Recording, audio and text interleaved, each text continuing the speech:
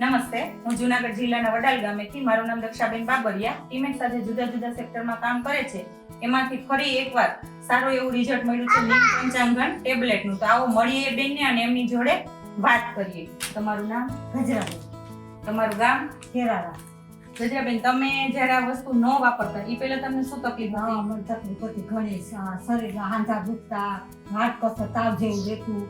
Diabetes તો હતી જ. તો તમે પહેલા કોઈ દવા કરી ખરી? હા, દવા લેતી, દવાખાનાની દવા.